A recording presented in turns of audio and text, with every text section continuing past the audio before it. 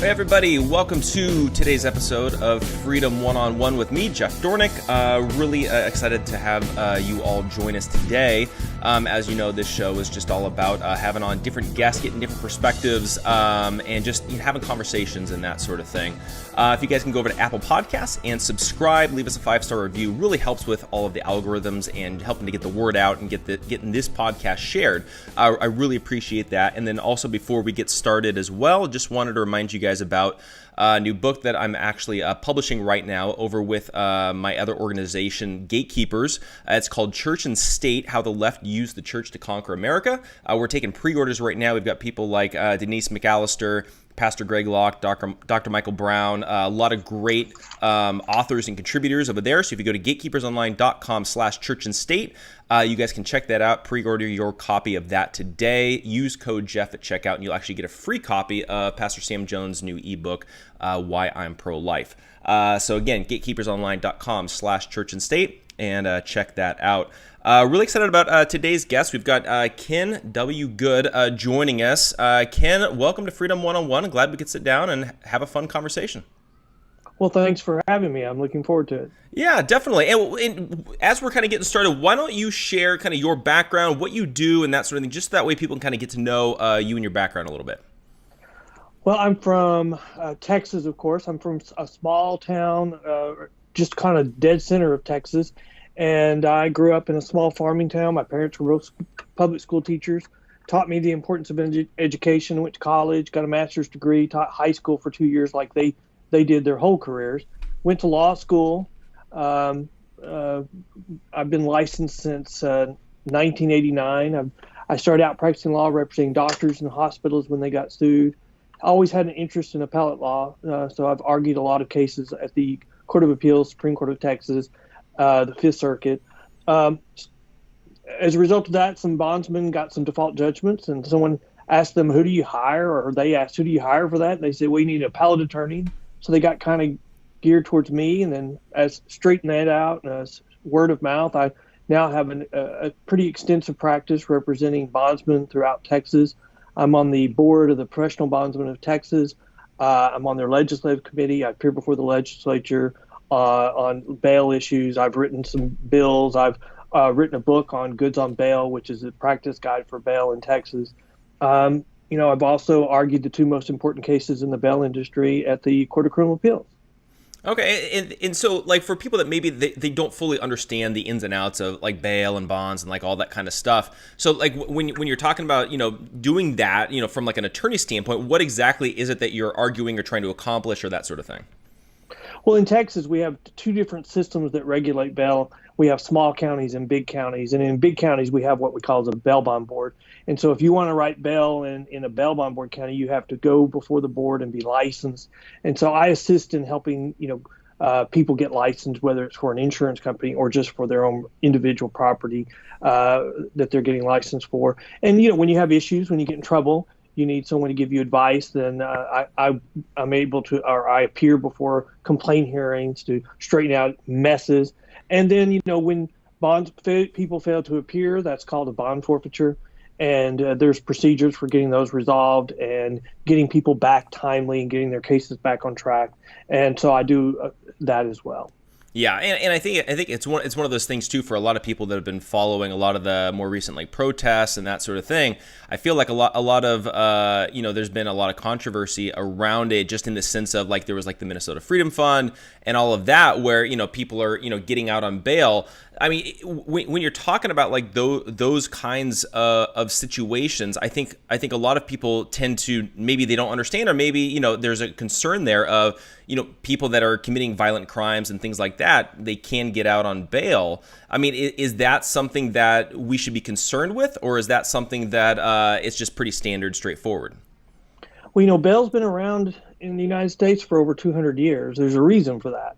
It wouldn't be around if it didn't do a good job. And so, a lot of times, I refer to the bail industry as the grease that keeps the wheels of the criminal justice system moving, because, on average, especially in our large counties, we have the same number of people arrested on average every month, and they have to get through the system. And if you don't resolve the same number of cases that get that you get filed, then there's going to be a backlog build up, and that backlog can get really bad over time. And so something happened with my phone, and so let me just play. There we Okay, go. so There we go. and so one of what we do is we get people to go to court. We get people to go to court, and if they don't, then we're responsible for it. So that may mean we go get them and take them to court because they don't have a ride. It may mean that we call them up, and because of the trust that we've built up with them, we explain, hey, you missed court. This is what you can expect. So they come back pretty quickly because they're not scared. But it also means that if they fail to show up and they decide to run, that we go and we try to find them and bring them back. The quicker we can get them back, the quicker their case gets back on track. The problem that we're having is, I think the problem that we're seeing is really a misunderstanding or maybe a misrepresentation of what bail does and what it does, what good it does for the country. Because I think we're saying, well, we take advantage of the poor. Poor people, I don't think this is an issue really of poor people. Obviously, we need to make sure the system doesn't take advantage of the poor. But this isn't the problem. The problem is, how do you get large numbers of people through the jail quickly and efficiently in our biggest counties? And they're making a byproduct of the problem the big problem. And as a result, we're creating solutions that are like in Harris County in the last year before the pandemic, the backlogs have doubled in all the courts, misdemeanor courts dockets. And over time that can't be sustained. So we're setting up systems that are going to fail in the name of trying to make it better. We're making it much worse. Yeah, and so then what would be some of the ways in order to make it better so that we were not having some of those backlogs going on in the court system? Well, the question is that's probably the $200,000 question, and we've been addressing that at the Texas legislature the last couple of years, and we have a fundamental disagreement over what makes it better because sometimes we don't agree on what better is. I think some of our friends on the other side, they would argue that just making a more fair system, even if it clogs up the system, that's a better system, and we would disagree with that. Anything that doubles the number of pending cases is not a better system. So from our standpoint, anything that, the Fifth Circuit has given us some guidance on the O'Donnell case on setting up procedures that would satisfy the constitutional requirements. So we think a state codification of that would be an improvement. A lot of the problems that have caused or that we've seen in the news were the result of people getting lost in jail or just they lost track of them. And so we think a bill requiring a magistration 72 hours after bail has been set so that the court and the jail doesn't lose track of them would be an improvement to the system. But we think also now with what the reforms we're seeing in other places, we think we're going to have an accountability element because the number one reforms that they're pushing are to get rid of accountability. So you fail to show up, you get a PR bond. You fail to show up on the PR bond, you get another PR bond. There's no punishment for your actions. And so we have to put accountability back into the system. And it can be as simple as if you get a free bond, a PR bond, and you fail to show up, okay, that didn't work, so you're not entitled to a new one or another one. So you have to get some other type of bond. Or if you're on a PR bond and you get arrested for new charges, you don't get more PR bonds. We shouldn't be looking to try to do the same thing over and again and looking for a different result when all these things are doing is just sending a green light to small-time career criminals to just commit more crime because you're not going to be punished. Yeah, it's interesting that you mentioned that people get lost in the system. I mean, is that something that happens quite often? I haven't really heard a whole lot about that. It doesn't happen very often, but those are always high-profile cases. We had an example in Bexar County in San Antonio probably 2 years ago where a woman was on a $300 bond. She had mental issues. She went straight into the infirmary in the jail. She refused to go to court. She refused to see an attorney. She refused everything. And then 6 months later, she died. The problem is under current law, the court was required to release her on a PR bond within like 60, 90 days. And so she was in jail in violation of current law. And then we said, well, we need bail reform because of that situation. So a lot of those situations, they just don't follow current law. Yeah. Now, when we're dealing with a lot of this kind of stuff, how much is this related to violent crime versus maybe like a misdemeanor or something along those lines? Like, are a lot of people getting out on after they commit a violent crime, and then on top of that, is that something where we're seeing that maybe we need more accountability to make sure that they're not repeating that? Or like how do you handle that when you're dealing with violence or domestic abuse or something like that? Well, I think that when someone is in the criminal justice system, that is your opportunity to say, get their attention and say, change course, become a productive member of society again. Or, okay, you get away with it, and so do more. And if you're going to get away with some, well, maybe we'll take a bigger chance next time. And so part of my criticism of these reforms that we're seeing is we're giving them a green light, and they just keep doing more and more, and they really get their butts in trouble when they then cross the big line, and now they've committed the felony, or worse. Like, we have a terrible example of a gentleman named Alex Guajardo in Harris County, where he started out with a DWI second, and then they killed the family cat. Then he beat up his wife who was pregnant. He got PR bond for the DWI second, got another PR bond for beating up his wife. She got an emergency order, but within 18 hours of release, he killed her. And he didn't just kill her. He stabbed her 20 times in her stomach. And he told the police that he did that because he didn't want anybody else to help to raise his child if she lived. Yeah, that's just crazy. I mean, so with something like this, is there more of like a systemic problem? Like, are we doing enough to actually deal with these root issues of crime and that sort of thing? Because I feel like that's an interesting aspect of dealing with a lot of this. Well, I think that is a big part of the issue that we're just completely ignoring. Because if you think about it, we have an inner city problem. That's where these issues are coming up. I think probably the vast majority of Texas, Texas is a big state. I think mass majority of them would say we don't have a problem. But in our big metropolitan areas, we have lots of problems. We have schools have failed, families have failed. We have drug abuse, just incredible.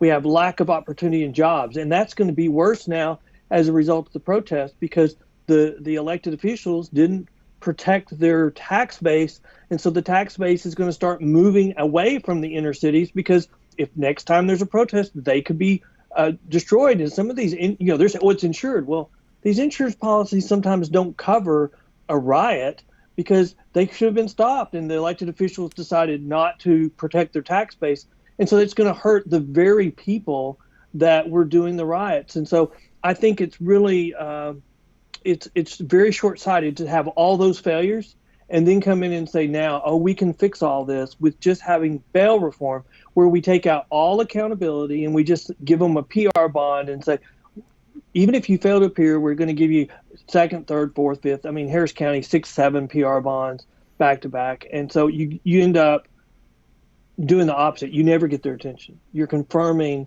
that you don't care what they do and they can get away with it. And that's sending the opposite message of what we want to send. Yeah, I mean, and it is interesting too that you do bring up that there is a major problem within the inner cities, and I think that's an important discussion to be had in the broader sense, just in the broader conversation as well. Just because we have to look at where the crime is happening, how do we deal with it, what are the things that are causing it. But I know like one of the narratives that's being put out there is that that there's a major problem with systemic racism when it comes to our justice system, incarceration rates, and all that kind of stuff. Is this related to race issue, or is this related to, let's say, economic issues or culture or whatever it is? Like, what's actually kind of causing a lot of these problems? Well, we're told right now that it's a systemic issue and that we're racist if we even bring up it's not a systemic issue. And I would say that that's been there's been a strong debate about that very issue for a long time. And I'm of the mind there's some conservative commentators that believe very similar to what we've been talking about, that this is an inner city issue, that because of all the failings of the inner cities, there's a lot of people who have moved out of the inner cities, and what's left are mostly minority groups. And so you're seeing a concentration of crime in the inner cities where there only are minorities left. And I agree with that. I mean, we can't say we've chased out anyone who can afford to be chased out and left with just minorities and say, okay, now we have a systemic racist problem, when the crimes that are being committed in the inner city are crimes on minority. They're not being committed on other races. They're race on, the race committing it is on the race that's the victim. And so it's hard to say that those are racist issues. I think that is that's not a systemic problem. That is a cultural, economic, inner city problem. And we failed those. And I say we have failed them. I mean, there's only one party that's in control of the major inner cities, and it's not the Republican Party, and they're not even discussing the issue. The only party that's even discussing the issue right now is really not even both parties. It's really the president, and that's it. And I don't think he gets enough credit for wanting to address those issues. Yeah, no, I would totally agree, and I think it's one of those things that's refreshing to see a Republican actually talk about this, because I think it's something that a lot of Republicans historically have been afraid to discuss. I think a lot of times, but what's interesting is, like, I live out here in California, where I keep saying we're almost a third world country out here in California, because primarily we have extreme wealth, which a lot of third world countries have, and then extreme poverty. Like, you could be in Beverly Hills and then drive 5 minutes down the road and you're seeing the worst kind of poverty, and you're shocked that this is even United States of America kind of a thing.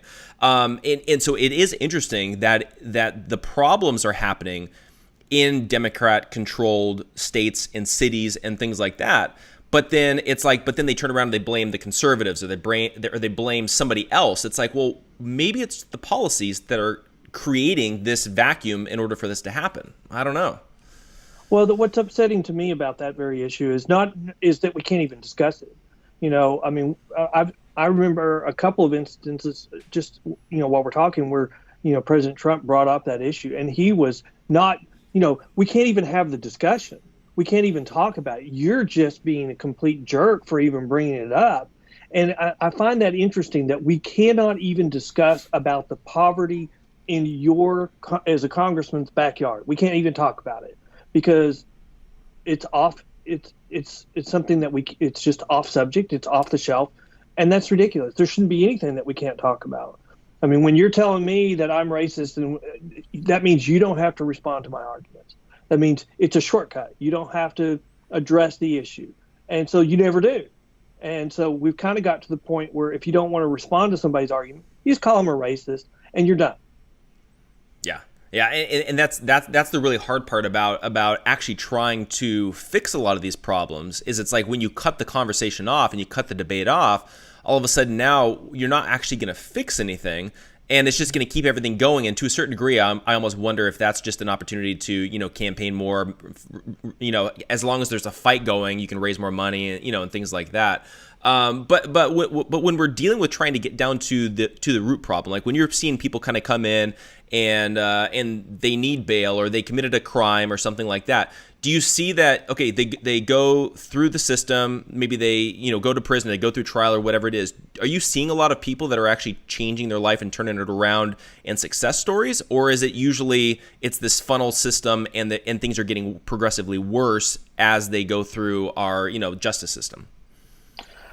Well, I would say, there are examples. I mean, we have bondsmen who are, see that they have extra repeat customers, which means there's a recidivism problem. And so, I think in our newsletter for this month, we have an example of one of our bondsmen in our community who set up a nonprofit to try to help her clients get on their feet, to provide housing, training, jobs, and just to make them stable. And hopefully they can become productive members of society. And I think that's something that we should all be doing. I think that would be a great thing for these bail funds to be doing, since they're so flush in cash and they're not using it or needing it to bond anybody out of jail.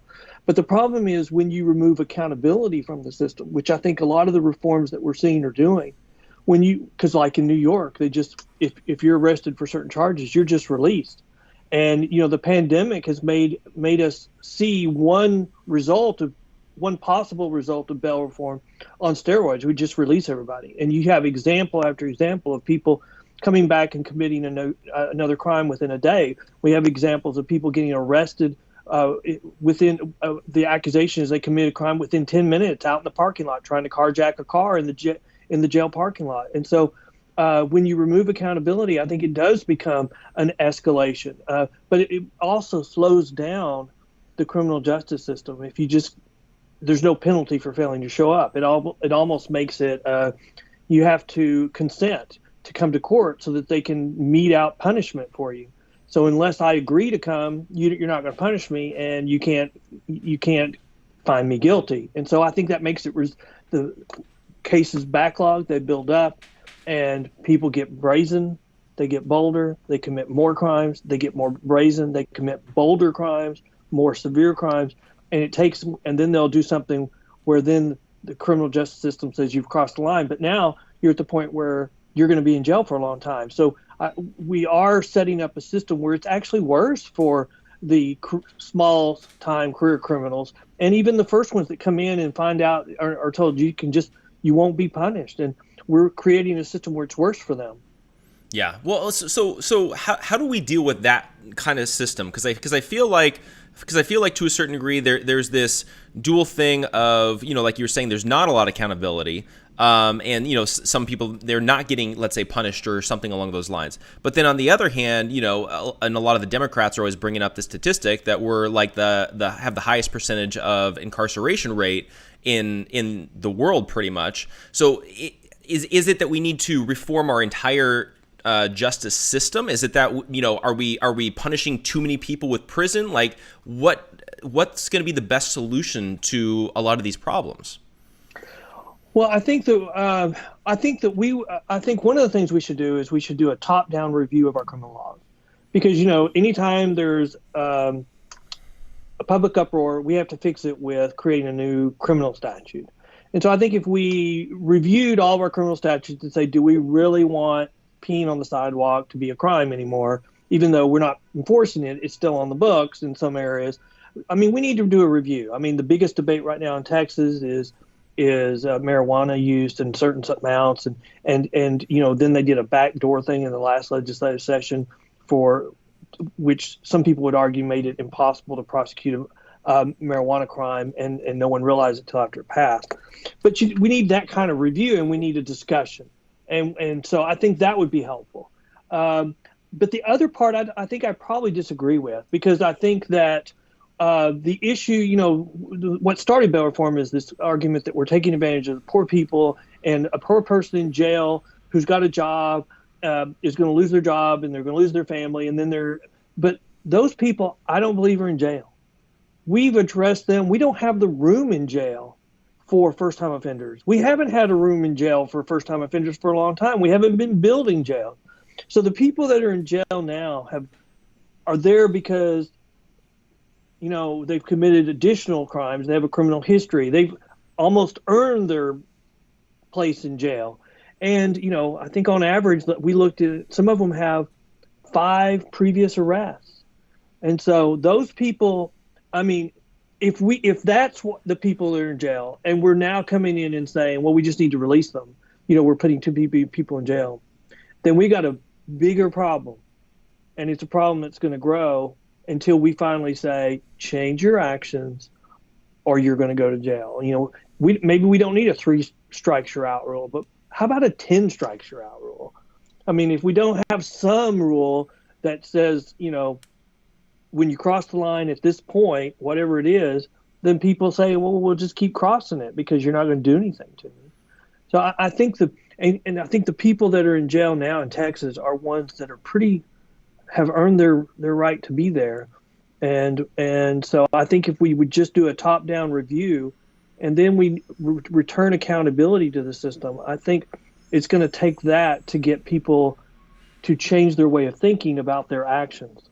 Yeah. Yeah. Now, kind of wanted to, and I mentioned this before we came on as well, but I want to talk a little bit about the Black Lives Matter, riots and protests, and how, bail and all that kind of stuff kind of plays into that. Because I know that we saw, some places at least were, like arresting protesters and rioters and people that were looting and that sort of thing. And that was actually pretty widespread and rampant, I think, those kinds of criminal activities.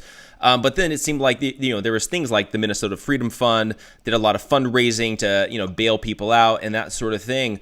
Can you kind of talk about like how that kind of all plays into all the Black Lives Matter rioting and protesting?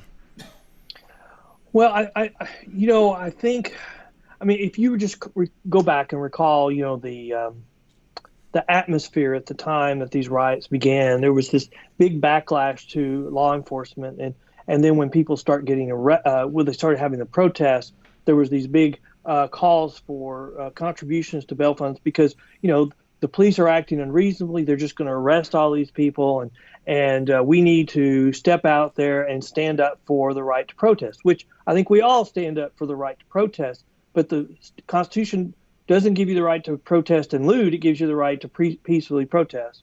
And so I think we found that a lot of people were arrested because they crossed the line. Crossing the line could be you were there after a curfew.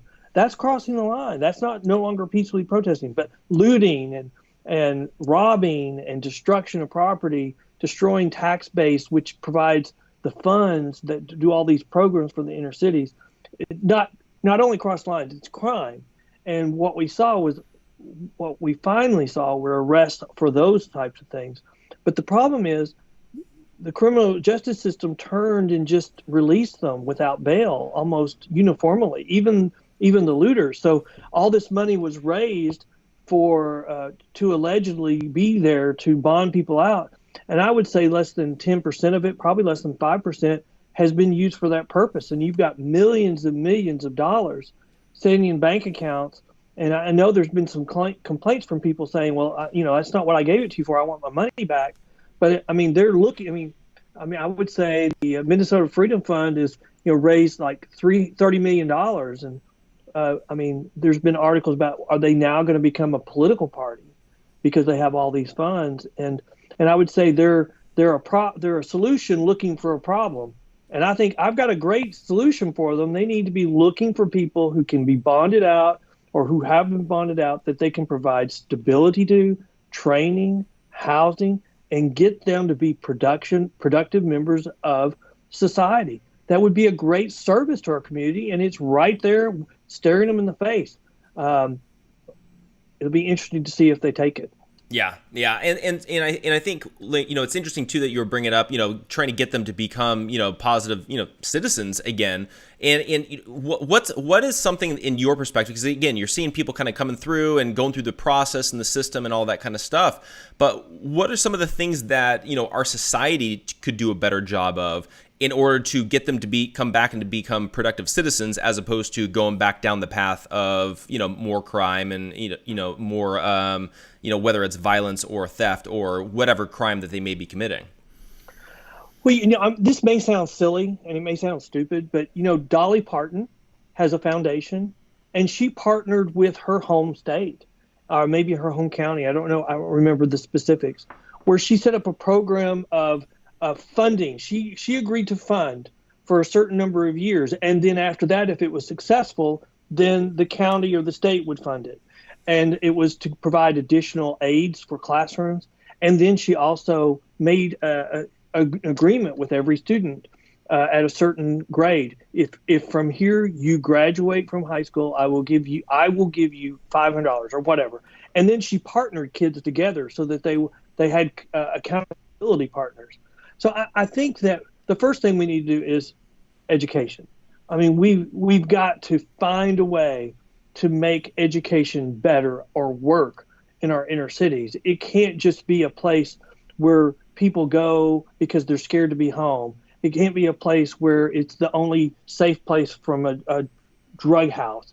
We've got to make our education system work. I came from a poor family. I came from a farming community. Only 4 people in my class went to college. Statistics would say I never was going to college. I was never getting a master's. I was never going to law school. I would never argue a case at the Supreme Court of Texas or the Court of Criminal Appeals. But an education is what made the difference. And I think that is the first thing we should do. And then we've got to find a way to improve families. I mean, everything we've tried has failed on for families, holding them together, valuing them in the inner cities. And I don't know what the answer to that is, but what we have is absolutely wrong. And so we need to keep looking. And I don't know if we're even looking anymore. Yeah, and that's one of the concerns I think too, is that there is that it's like we keep wanting to reform these things, but then we keep going. It seems like we could just reinforce what we've already kind of been doing. It's like we can't get out of that mindset, of that framework. And like you were saying, it's like education is key, because when you look at the inner cities, I mean, the education system is horrific in a lot of those places. But then, there's the families, there's, not very many fathers that are actually staying with their families. There's a lot of divided families. There's a lot of systemic problems that to a certain degree we got to get into and figure out how to fix. But then again, is that even something that we can fix as a government? Is that more of just personal responsibility and morality? I don't know. Well, another example that we haven't talked about is just this terrible nature of mental illness. I mean, there was an article that I saw recently talking about California, LA, that the homeless there, that about 75% of them were mental illness issues or had mental illness issues. And so, we see as a part of the defund the police that we're going to start sending social workers to calls instead of we're going to send the police. The problem that's a terrible idea. It's terrible because how do you decide who's going to triage where we're going to send the social worker and where we're going to send the police? I mean, nobody's going to do that. And second of all, the problem with the mental illness is they get out of jail, they get off their meds, they get into trouble, they get before a court, the court orders them back on their meds, they get it back, they get stable, they get released. A social worker doesn't have the ability to order somebody who's an adult who has not been ruled incompetent or incapable of taking care of themselves, can't say, well, I'm your social worker. I'm a social worker. I'm here and I'm ordering you to take your mental health drugs. Well, they're not going to do it, and they may not want to. They may not be able to afford to take their mental health drugs. And so it's a continual cycle. And the same thing with drug abuse. How's a social worker going to order somebody to quit taking drugs when they want to be a drug addict because they like the feelings for it? It takes getting them before a court under court order with the threat of jail or the threat of being ordered to do something to get them to agree to go to drug rehab. And it's so naive to say, oh, we can just take care of all these issues by just sending a social worker. No, we're going to get social workers killed, and then the counties are going to get sued for large sums of money for not taking care of their social workers, just like they're being sued in Washington by citizens that lived in CHOP who are suing the city for not taking care of their safety and their community. Yeah, well, and that's a really important point too, especially with dealing with the social workers. Is it seems like what it's with crime and with like calls for like 911, let's say, it's not always going to be clear cut whether they're going into a violent situation or a safe situation. And so you are setting up for injury, for death. You're setting up these supposed social workers into these situations that are extremely dangerous, where they probably should be armed to be able to protect themselves. But I think another interesting aspect of this with the defund the police movement, because they're starting under the premise that the police force is systemically racist. And then they'll cite higher incarceration rights for people in the inner cities and minorities and things like that.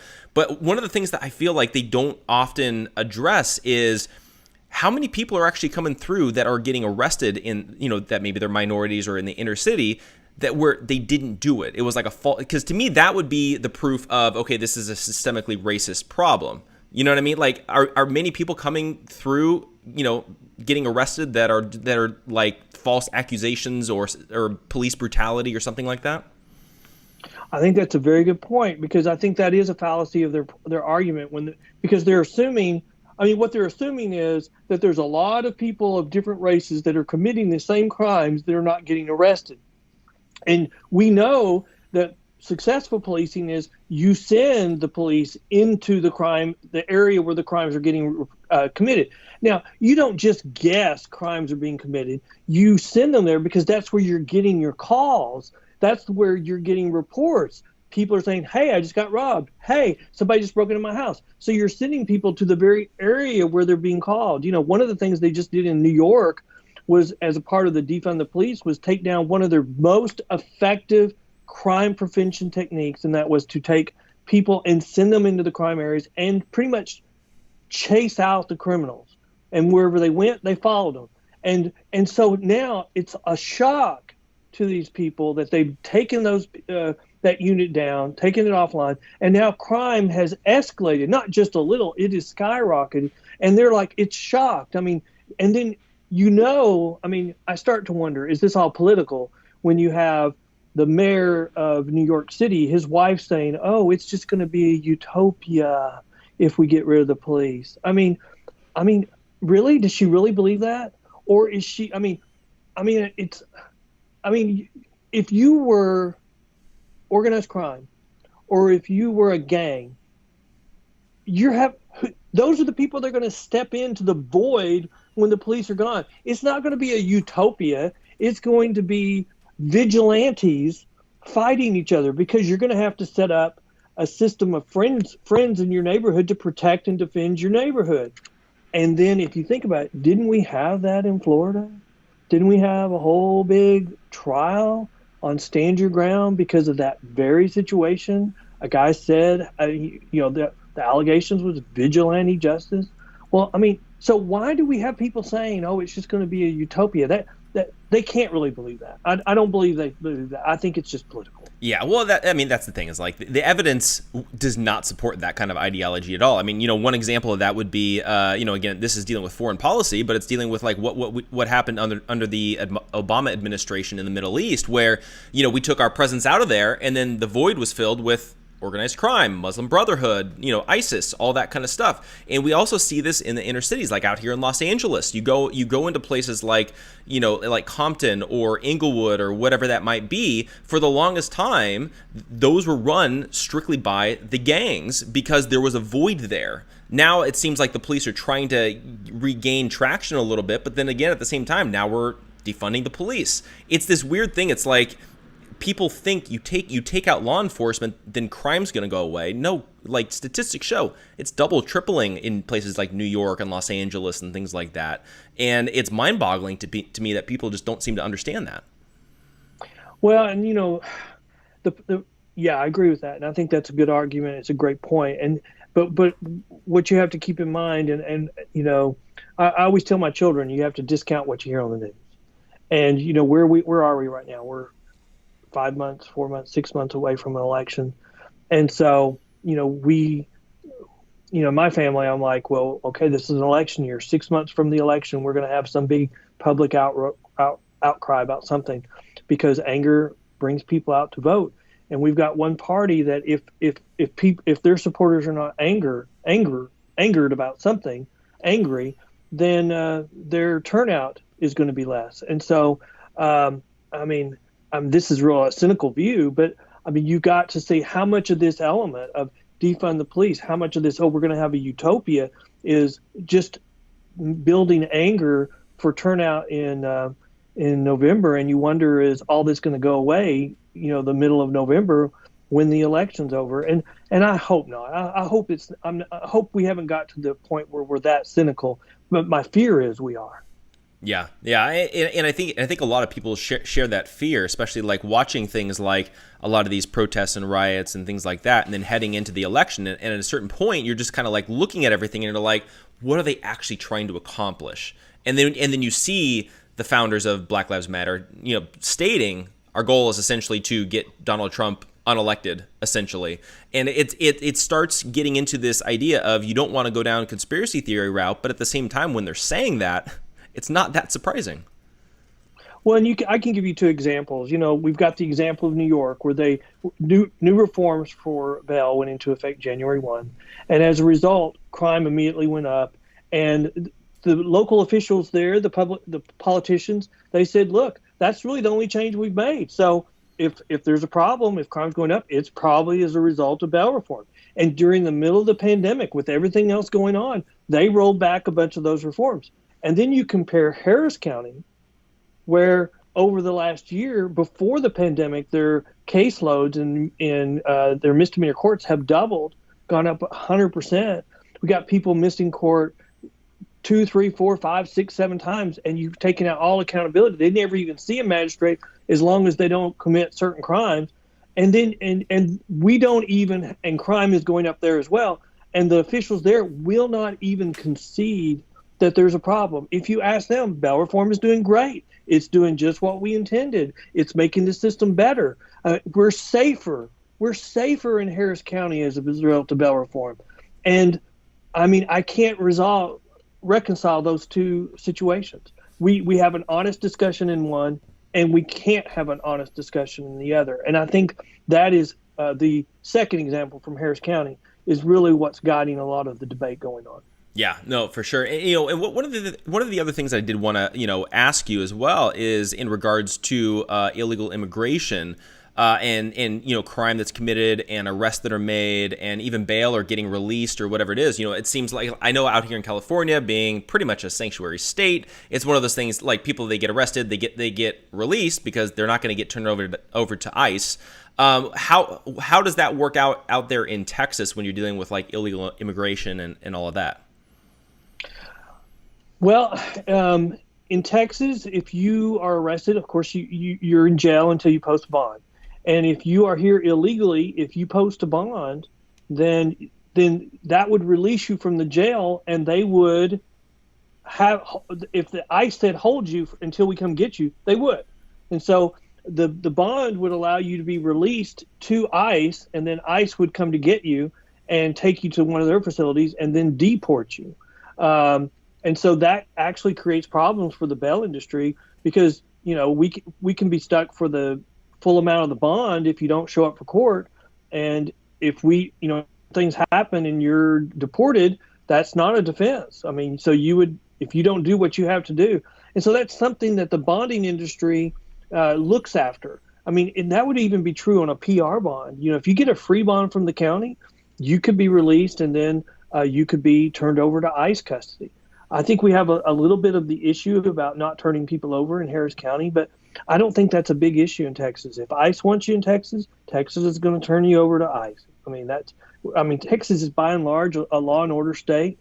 The reforms we've seen in Texas were not result of anything at the legislature. They're a result of plaintiffs' attorneys filing suits and then manipulating elections, in my opinion, and getting new judges in that all swore that they would change the system, and then they voted and entered into a settlement that created this morass, this terrible system that they now call great.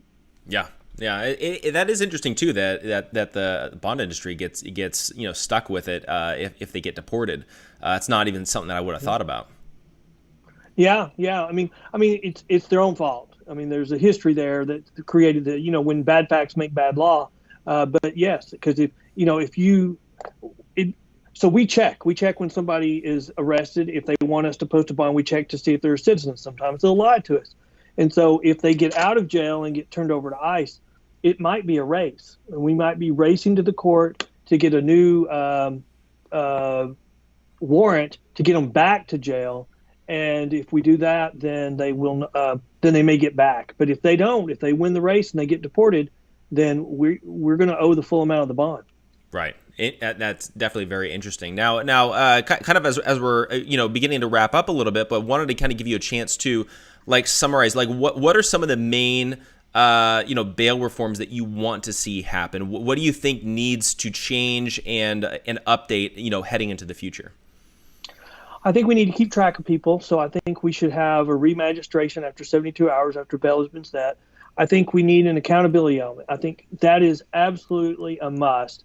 We can't just tell people they can continue to do the same things over and over and even escalate it, and they won't be held accountable by the system. I think from there, everything we're willing to talk about. The problem we have is how do we handle these large numbers of people?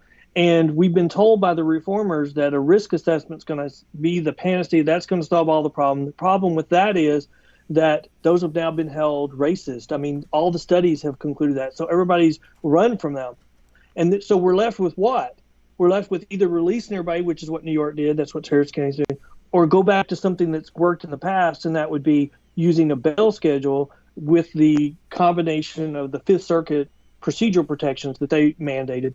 So I would say that, we're left with now handling large counties going back to a bail schedule with the procedural protections mandated by the courts, and that will give the magistrates the time they need to focus on people that are poor to see if they should deviate from the bail schedule. I think the accountability element would provide immediate relief or the most relief. I think the bail schedules would probably help the most in the bigger counties.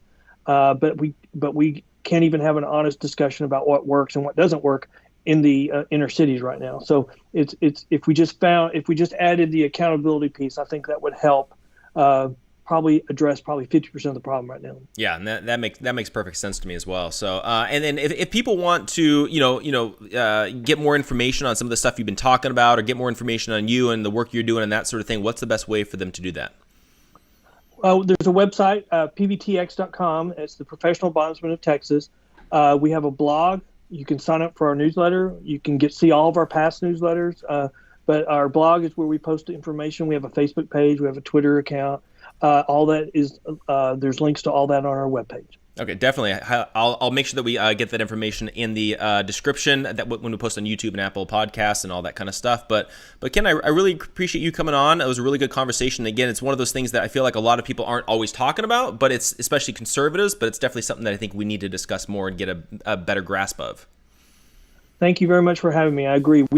We've had to educate ourselves on the issues, and I think as conservatives, we have to educate ourselves, or they're just going to bully us into making really bad policy decisions. Absolutely. So yeah, thanks so much for coming on. We'll definitely have to stay in touch and keep up on all that's going on. And then for everybody else as well that's watching, make sure that you guys go over to Apple Podcasts, subscribe, leave a 5-star review if you can. Let everybody know with a comment what you think of this show, what we're doing, and all of that.